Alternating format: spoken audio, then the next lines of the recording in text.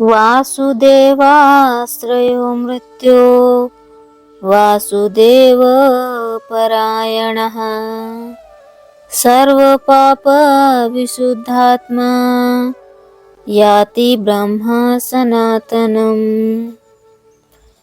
हरे कृष्ण। आप सभी वैष्णव भक्तों का बहुत बहुत स्वागत है। तो हमारी नवधा भक्ति कथा श्रृंखला चल रही है। आज जो है उसका अंतिम नवधा भक्ति की अंतिम विधि है आत्मनिवेदन। तो हम आत्मनिवेदन का श्रवण करेंगे। नवधा भक्ति की जो अंतिम विधि है उसका नाम आत्मनिवेदन है।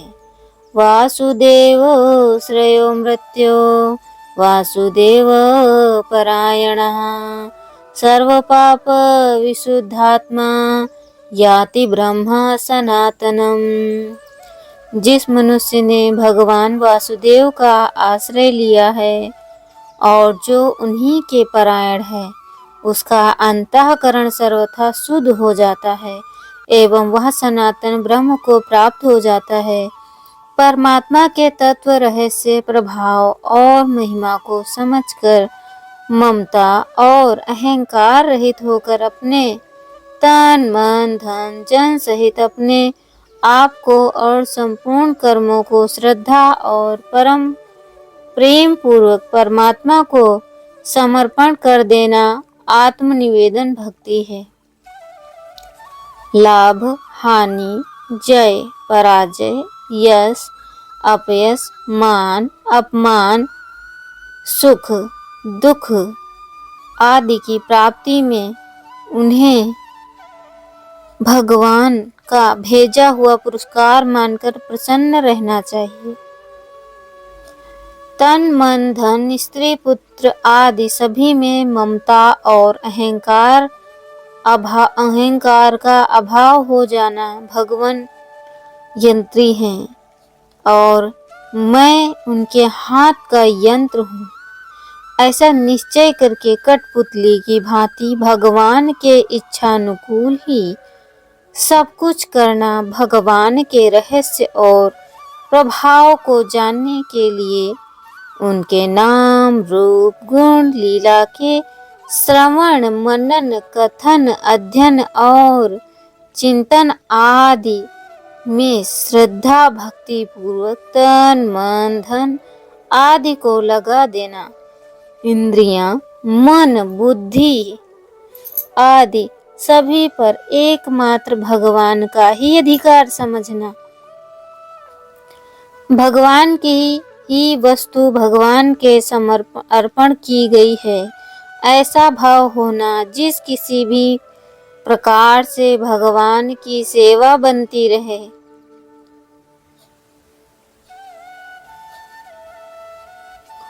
इसी में आनंद मानना। सब प्रभु को अर्पण करके स्वाद शौक विलास आराम भोग आदि की इच्छा का सर्वथा अभाव हो जाना। सर्वत्र सर्वदा और सर्वथा एक भगवान का ही अनुभव करना।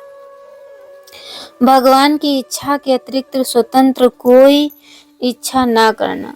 भगवान के भरोसे पर सदा निर्भय निश्चिंत और प्रसन्न रहना और भगवान की भक्ति को छोड़कर मुक्ति की भी इच्छा न होना आदि सभी इस आत्म निवेदन भक्ति के प्रकार हैं। भगवान में अनन्य प्रेम और भगवान की प्राप्ति के लिए यह आत्मनिवेदन की भक्ति की जाती है।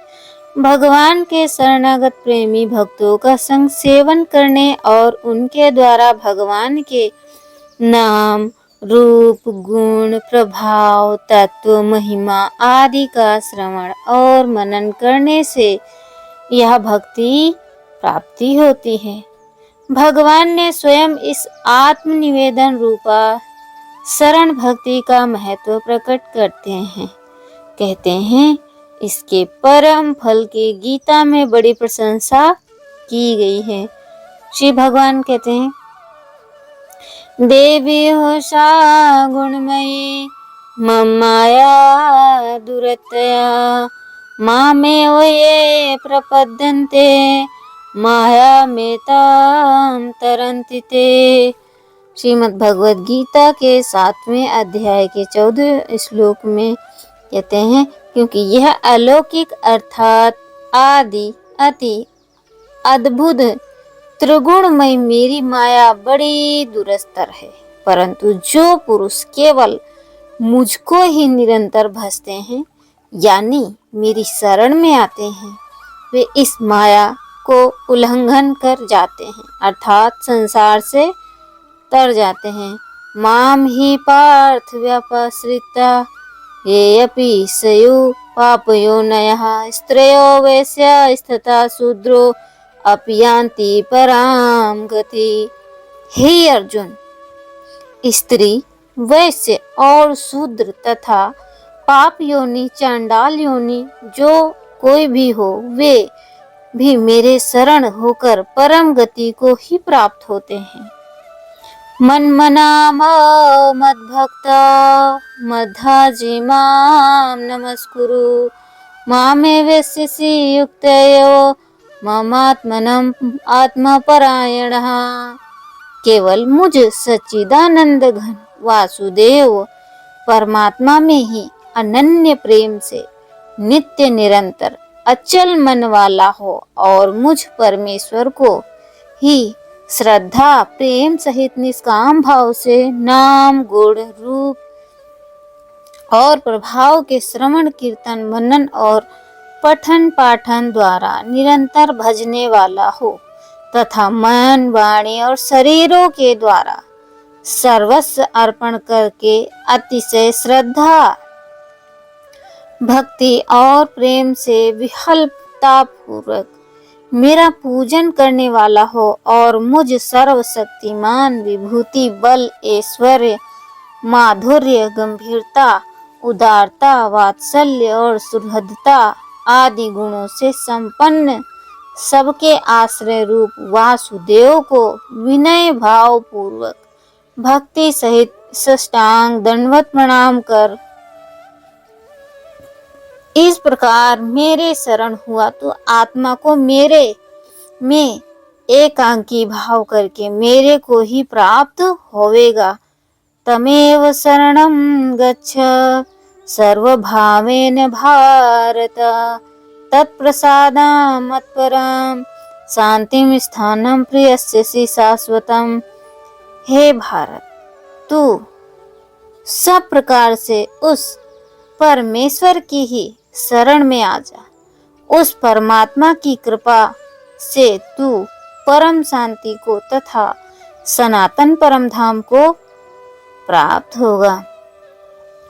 सर्वधर्मान् परित्यज्य मामेव एकां शरणं भज अहं त्वं सर्व पापेभ्यो मोक्षयिष्यामि मा शुचा।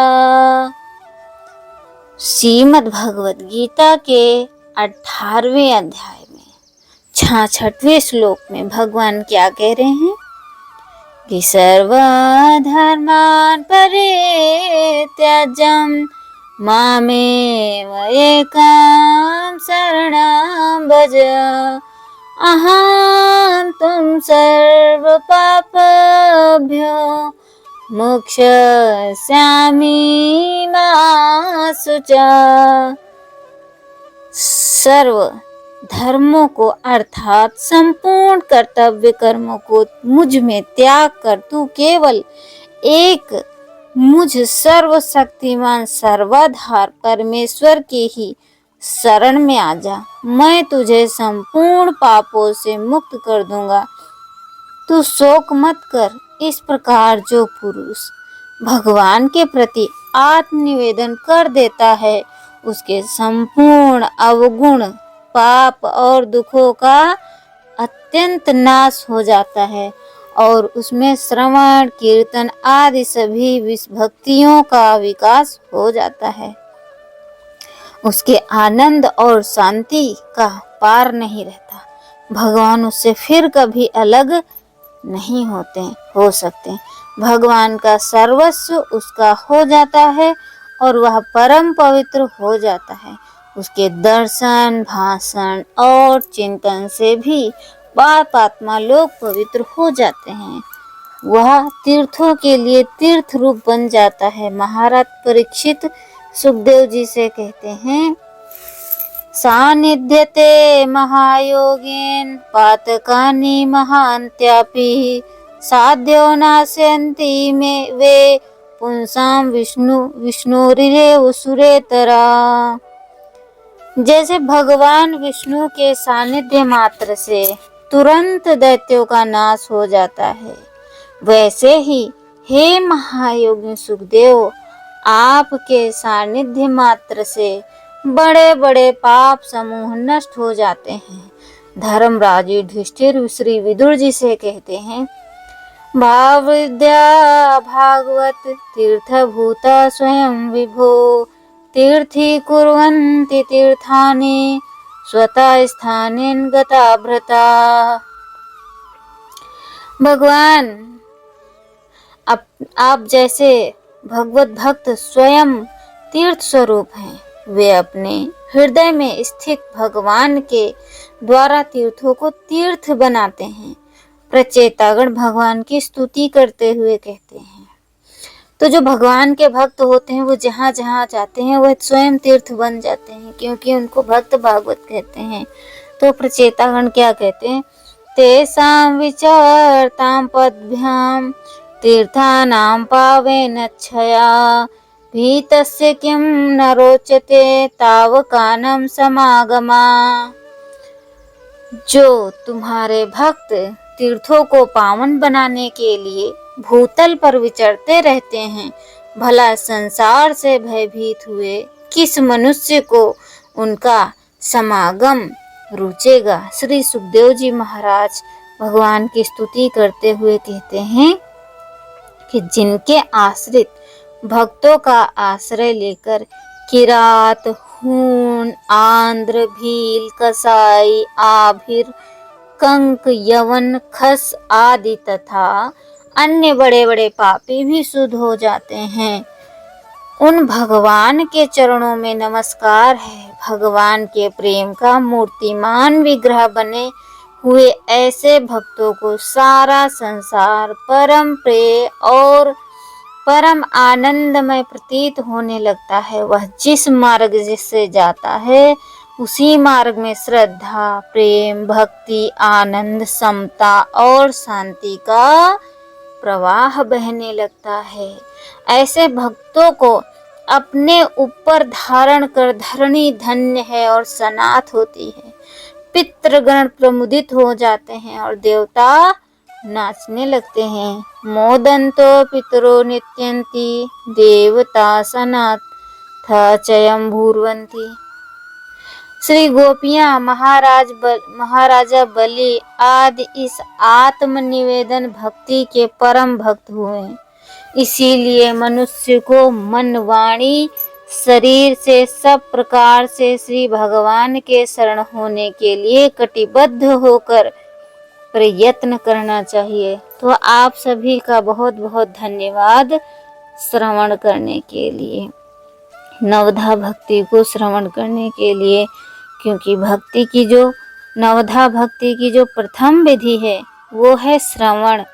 तो श्रवण हमारा जितना अधिक होगा उतना ही हमारे हृदय की मलिनता दूर होगी। तो आज ये हमारा चैप्टर समाप्त होता है, नवधा भक्ति कथा श्रृंखला। अब हम श्रवण करेंगे कि भरत जी की नवधा भक्ति। तो भरत जी ने कैसे नवधा भक्ति करी उनके बारे में हम जानकारी लेंगे और बने रहिए। तब तक के लिए हरे कृष्णा।